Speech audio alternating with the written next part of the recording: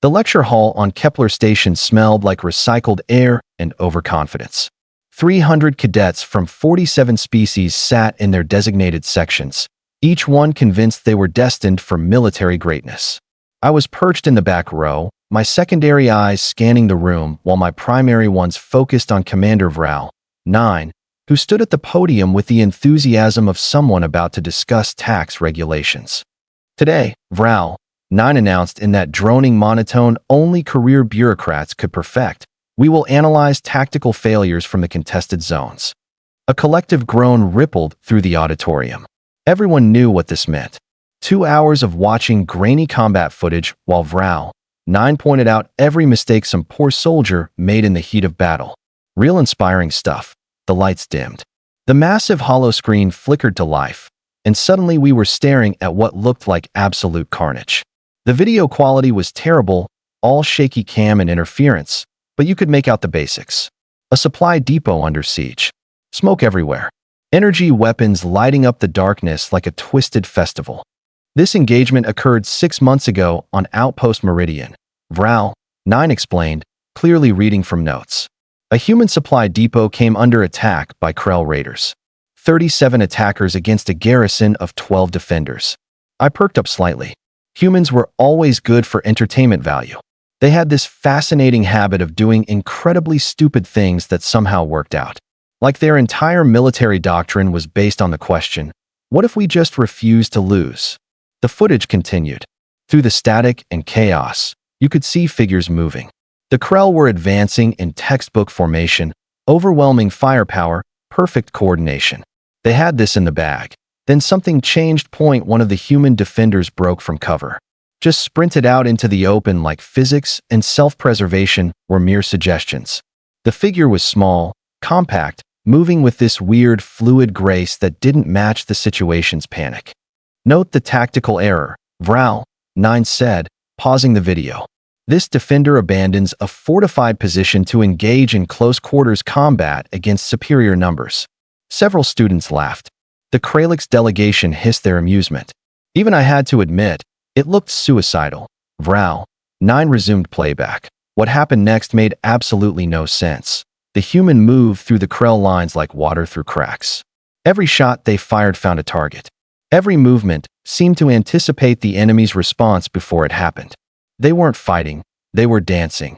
And the Krell were just unfortunate partners who kept tripping over their own feet. The human grabbed a Krell plasma rifle mid-swing, used the momentum to flip the warrior into 2 of his companions, then turned the weapon on the group behind them. It was brutal. It was efficient. It was absolutely insane. The defenders' actions, while reckless, created enough disruption for reinforcements to arrive. Vral, 9 continued, completely missing the point. However, the risk to life was unacceptable by any military standard. The video kept rolling.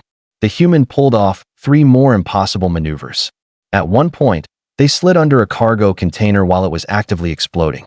The entire cadet corps had gone quiet now, watching this single soldier hold off an entire raiding party through what could only be described as controlled insanity mixed with skill that shouldn't exist.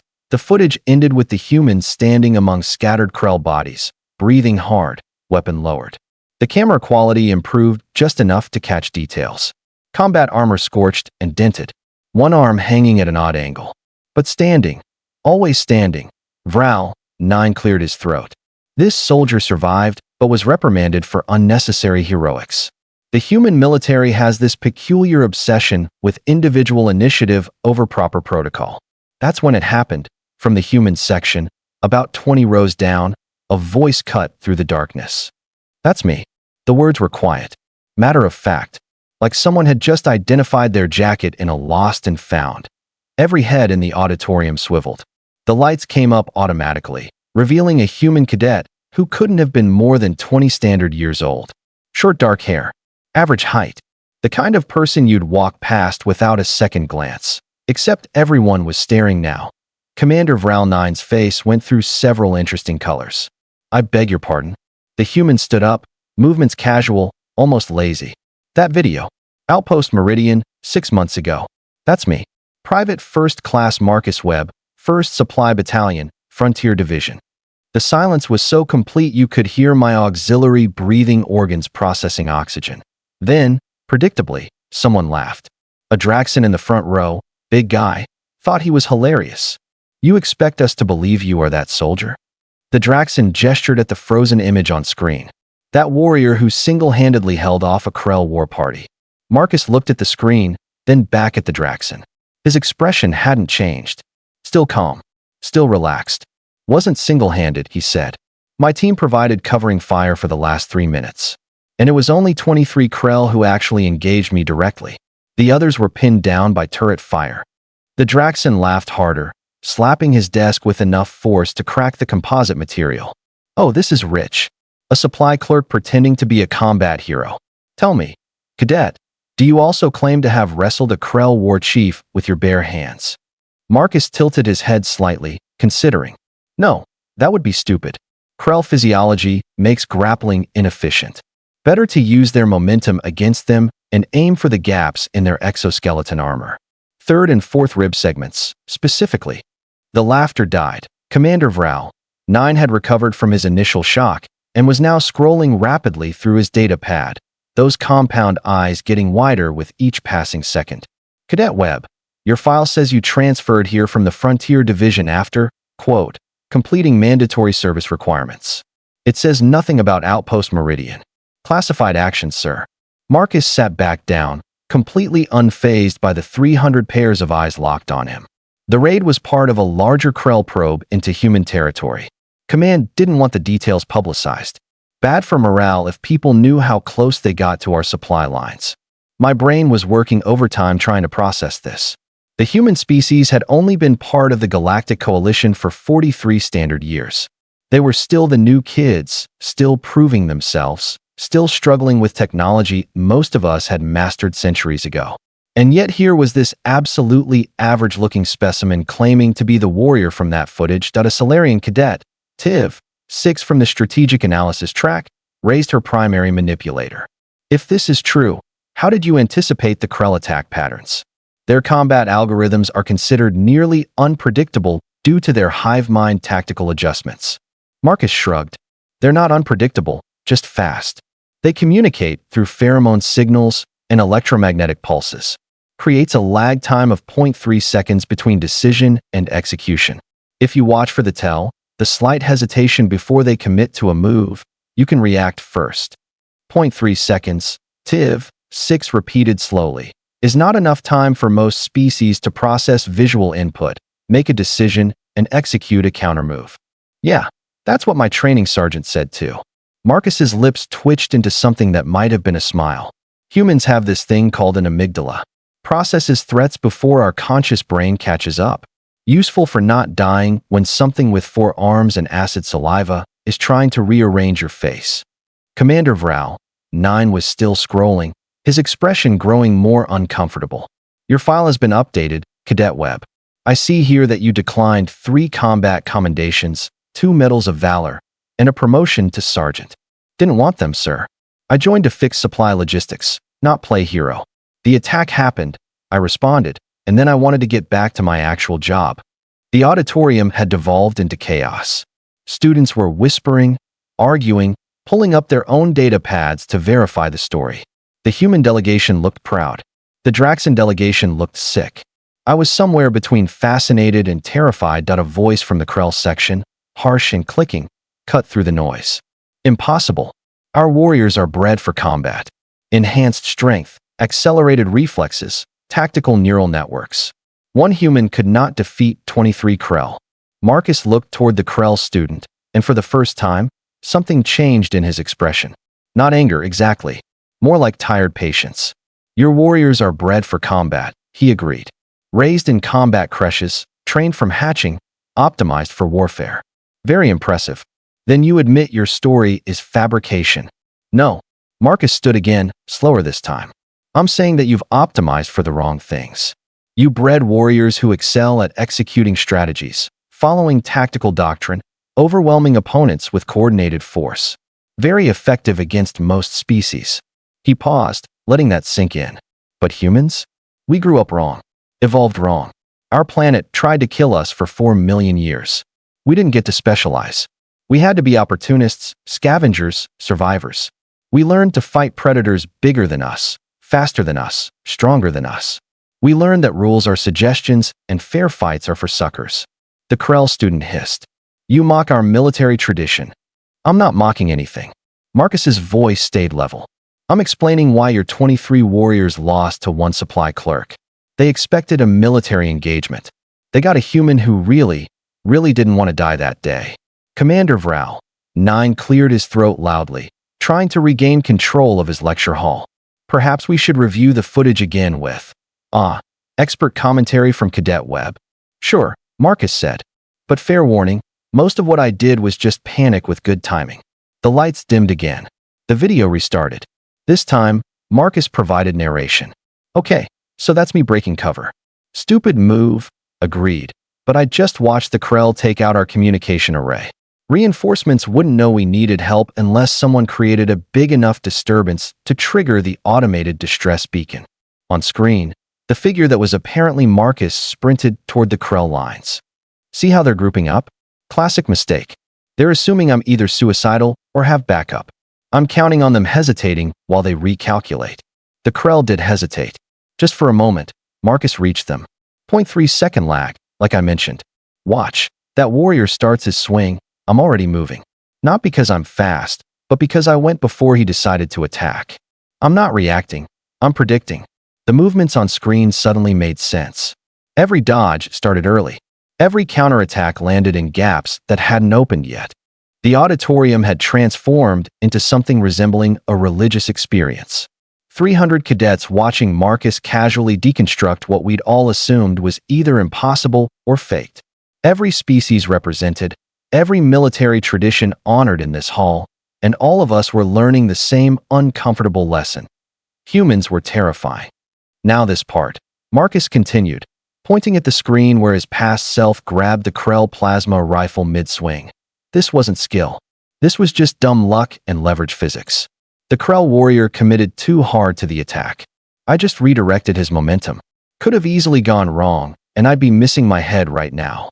A Valtorian cadet, Resh 4, raised 3 of his 6 arms. You described this as luck, yet you survived 17 similar exchanges in under 4 minutes. Probability suggests skill rather than chance. Marcus considered this. Maybe it's both? Humans have this saying. Luck favors the prepared. I trained every day for 3 years before that attack. Ran combat sims. Studied Krell anatomy. Practiced until my muscles remembered movements my brain couldn't process fast enough. So when luck showed up, I was ready to use it. The video reached the part where Marcus slid under the exploding cargo container. The blast radius should have vaporized anything within 3 meters. Somehow, impossibly, he emerged on the other side with only scorched armor. Yeah, that one was just stupid, Marcus admitted before anyone could ask. 0 out of 10, would not recommend. The container's blast pattern was irregular. I calculated wrong. Should have died. But you didn't, I heard myself saying out loud. My mandibles clicked nervously as everyone turned to look at me. Sorry, how do you calculate surviving something you admit you calculated wrong? Marcus looked right at me, and his expression was the most human thing I'd ever seen. It was exhaustion mixed with humor, fear mixed with pride, someone who'd stared at death and decided dying was just too much paperwork. I didn't calculate surviving, he said simply. I calculated that dying there was worse than dying trying to get through. So I went through. Sometimes that's all you can do. Commander Vral, 9 stopped the video. Cadet Webb, your psychological evaluation mentions recurring nightmares and a diagnosis of post-traumatic stress. Yet you speak of these events with remarkable calm. It's been 6 months, sir. I've had therapy. Lots of therapy. Talking about it helps. Marcus sat down again. Besides, if I let the nightmares win, then those Krell raiders would have accomplished what they couldn't do with plasma rifles. They'd have broken me. The Krell student from earlier rose, all 4 arms spread in what I recognized as a gesture of respect among their people. I spoke with arrogance earlier, human Webb. You have proven worthy of your warrior status. I offer apologies and acknowledgement of your combat prowess. Appreciated, Marcus nodded. But I'm not a warrior. I'm really, actually, genuinely just a supply clerk who had a very bad day at work. This triggered another wave of murmurs. The concept seemed to break several species' understanding of military hierarchy. How could someone with confirmed combat excellence not identify as a warrior? A human cadet from Marcus's own delegation stood up. Her name Patch read Foster. Webb's telling the truth. Humans don't really do the whole dedicated warrior caste thing. We're all civilians who sometimes have to fight. Most of us prefer not to. But your species has such an extensive military history. Tiv. 6 protested. Your warfare evolution spans your entire civilization. Foster grinned, and it wasn't a friendly expression. Exactly. We've been fighting each other for 10,000 years. We got really, really good at it. But that doesn't mean we enjoy it. Most humans would rather be doing literally anything else. Then why maintain such capable forces? Commander Vrau, 9 asked, genuinely curious now. Marcus answered, his voice quiet but clear in the massive hall. Because the universe keeps forgetting that just because we prefer peace doesn't mean we're not prepared for war. The Krell forgot at Outpost Meridian. Cost them 37 warriors. We'd rather people just remember. The weight of that statement settled over everyone. This wasn't a boast. It was a warning wrapped in exhaustion, delivered by someone who looked like they could be working at a supply depot somewhere, counting inventory and hoping for a boring day. Vrau, 9 cleared his throat. Well, this has been enlightening. Does anyone have further questions for Cadet Webb? Silence. Then the Draxon who'd laughed earlier stood up. I apologize, Human Webb. I underestimated you based on appearance. This was foolish. No worries, Marcus said easily. I underestimate me too sometimes. Keeps life interesting. Scattered laughter broke the tension. Commander Vrau, 9 looked relieved that his lecture hadn't completely derailed into chaos. Very well. Let this be a lesson to all of you. Never assume anything about an opponent based solely on appearance or species stereotypes. The human sitting next to you in the mess hall might be the most dangerous individual in the room. Or, Marcus added helpfully, they might just really like the pasta. We're complicated like that. More laughter. The lecture hall was relaxing now, the initial shock wearing off. But I noticed something interesting. Every non-human cadet was looking at the humans differently now. Not with fear exactly. More like recalibration. Adjusting assumptions. Recognizing that the friendly species who shared their snacks and made terrible jokes might also be capable of holding off an entire war party through sheer stubborn refusal to die. Class ended 30 minutes later. As everyone filed out, I found myself walking next to Marcus. My curiosity overcame my usual social anxiety. Can I ask you something? I ventured. Sure. That moment when you broke cover. When you ran toward the Krell instead of hiding. What were you thinking? Marcus was quiet for several steps. Then he smiled, small and sad. I was thinking about my team. About how they had families waiting for them. About how if I could buy them 30 seconds, maybe reinforcements would arrive. About how I joined to fix supply chains, not to be brave, but sometimes you don't get to choose. And if reinforcements hadn't arrived? He looked at me with those frighteningly human eyes. Then I'd have bought them as much time as I could. That's what you do. Not because you're a hero. Just because it's your turn. We walked in silence after that. Behind us, I could hear other cadets whispering, speculating, already turning Marcus's story into legend. By tomorrow, it would spread through the entire station.